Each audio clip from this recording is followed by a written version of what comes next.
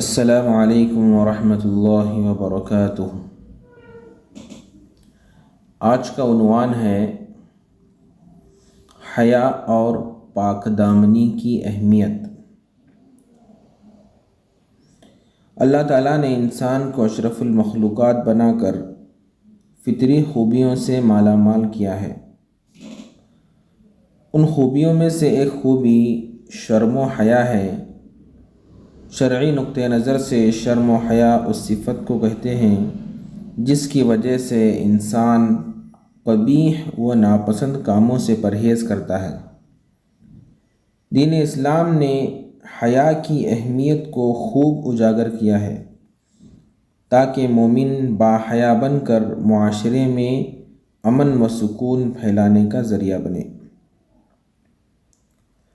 نبی اکرم صلی اللہ علیہ وسلم نے ایک مرتبہ ایک انصاری رضی اللہ عنہ کو دیکھا جو اپنے بھائی کو سمجھا رہے تھے کہ زیادہ شرم نہ کیا کرو۔ آپ صلی اللہ علیہ وسلم نے سنا تو ارشاد فرمایا فَإِنَّ الْحَيَاءَ مِنَ الْإِيمَانِ۔ مشکوٰۃ شریف کی حدیث ہے، پس حیا ایمان کا جز ہے، یعنی حیا ایمان کا ایک حصہ ہے۔ ایک دوسری حدیث میں نبی اکرم صلی اللہ علیہ وسلم نے ارشاد فرمایا الحیاء لا یأتی الا بخیر۔ حیا خیر ہی کی موجب ہوتی ہے۔ گویا انسان جس قدر باحیا بنے گا اتنی ہی اس میں خیر بڑھتی جائے گی۔ حیا ان صفات میں سے ہے جن کی وجہ سے انسان آخرت میں جنت کا حقدار بنے گا۔ نبی اکرم صلی اللہ علیہ وسلم نے ارشاد فرمایا حیا ایمان کا حصہ ہے اور ایمان جنت میں جانے کا سبب ہے، بے حیائی جفا ہے اور جفا جہنم میں جانے کا سبب ہے۔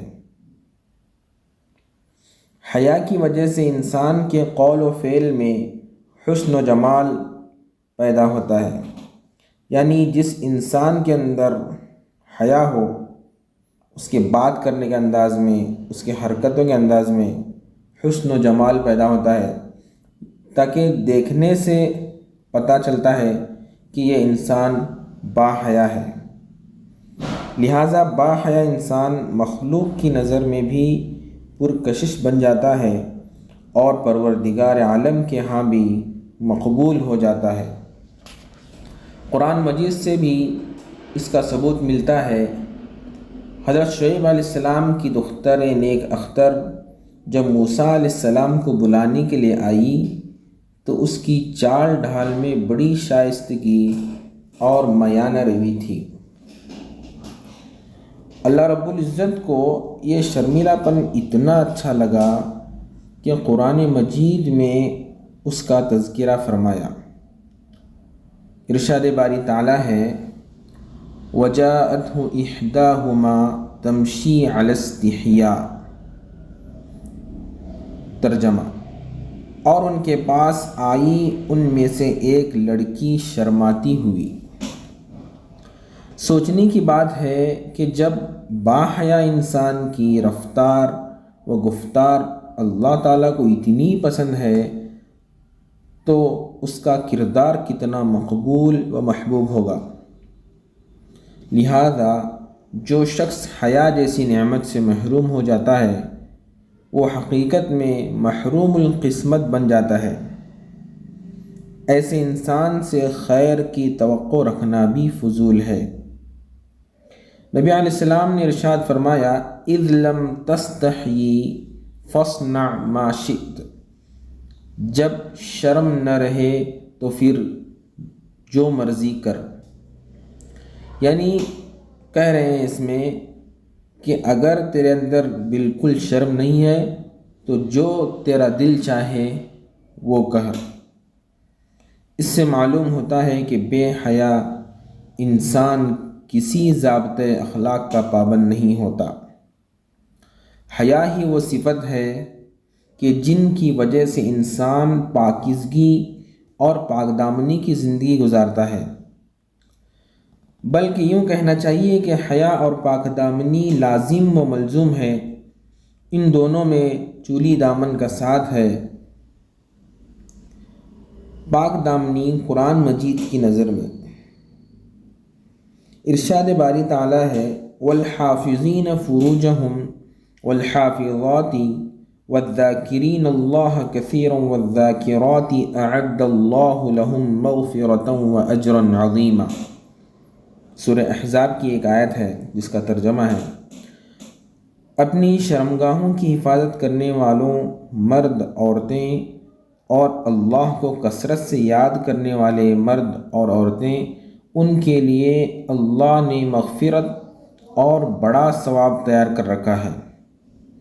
اس آیت میں کتنی وضاحت کے ساتھ بیان کیا گیا ہے کہ پاک دامنی کے ساتھ یاد الہی میں زندگی گزارنے والے لوگوں کے لیے اللہ تعالیٰ نے مغفرت اور بڑا ثواب تیار کر رکھا ہے۔ ثواب سے مراد دنیا کی برکتیں اور آخرت کی نعمتیں ہیں۔